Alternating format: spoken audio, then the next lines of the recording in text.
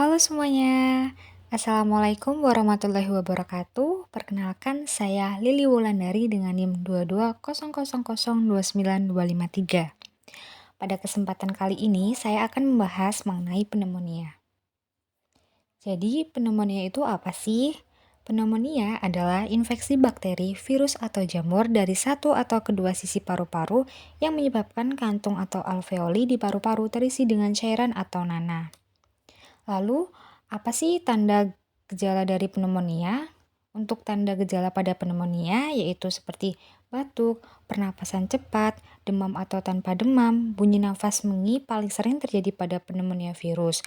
Biasanya disertai dengan sakit kepala, mialgia, sakit tenggorokan dan temuan abnormal pada tes laboratorium dan pemeriksaan radiologis bisa berupa konsolidasi ruang yang tidak rata.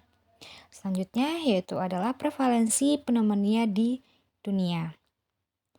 Secara global diperkirakan terdapat 450 juta kasus pneumonia setiap tahunnya dan 9,2 juta diantaranya meninggal dunia dengan angka insiden tertinggi di negara-negara berkembang.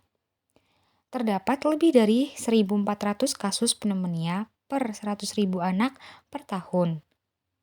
Pada tahun 2019, tercatat sebanyak 740.180 anak di bawah usia 5 tahun meninggal dunia akibat pneumonia, yang merupakan 14% dari seluruh kematian anak di bawah 5 tahun, dan 22% dari seluruh kematian anak berusia 1 hingga 5 tahun. Selanjutnya yaitu prevalensi pneumonia di Indonesia. Pada tahun 2021, prevalensi pneumonia di Indonesia yaitu sebanyak 278.261.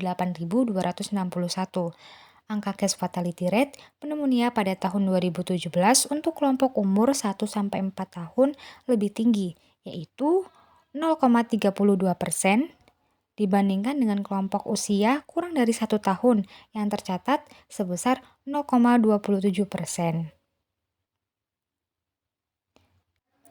Selanjutnya yaitu prevalensi pneumonia di Yogyakarta. Jumlah kasus pneumonia di Yogyakarta yaitu mencapai 2.996 kasus.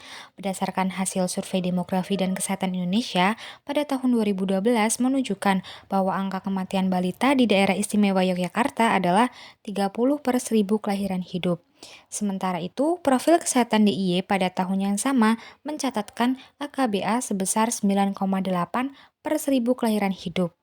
Hal ini menunjukkan bahwa DIY telah mencapai target pemerintah Indonesia, yaitu 32 per 1000 kelahiran hidup. Kasus kematian balita di DIY menunjukkan fluktuasi dari tahun 2012 hingga 2017, dengan penurunan dalam 4 tahun terakhir, yaitu 454 kasus pada tahun 2014, berkurang menjadi 378 kasus pada tahun 2015, menurun lagi menjadi 323 kasus pada tahun 2016, dan sedikit naik menjadi 343 kasus pada tahun 2017. Pneumonia sendiri dipengaruhi dari beberapa faktor. Yang pertama yaitu adalah faktor intrinsik. Untuk faktor intrinsik yaitu meliputi status gizi, PBLR, status imunisasi, jenis kelamin, umur, pemberian vitamin A, dan pemberian ASI. Dan yang kedua yaitu faktor ekstrinsik. Untuk faktor ekstrinsik yaitu meliputi karakteristik ibu dan lingkungan. Untuk karakteristik ibu yaitu seperti pendidikan, pengetahuan tentang pneumonia, dan pekerjaan ibu. Sedangkan faktor lingkungan yaitu dapat meliputi polusi udara dalam ruangan, kepadatan tempat, tipe rumah, ventilasi, jenis lantai, pencahayaan, kelembapan, letak dapur, jenis bahan bakar, penggunaan obat nyamuk, asap rokok, dan jarak ke fasilitas kesehatan yang juga dapat berkontribusi pada kasus pneumonia.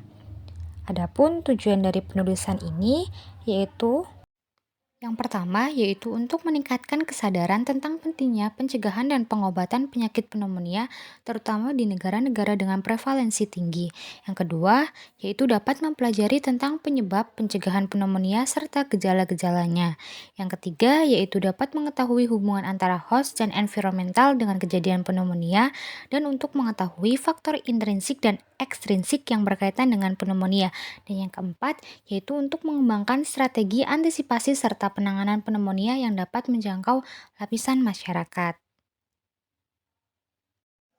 Berikut merupakan referensi yang digunakan pada materi pneumonia kali ini. Mungkin itu saja yang bisa saya sampaikan.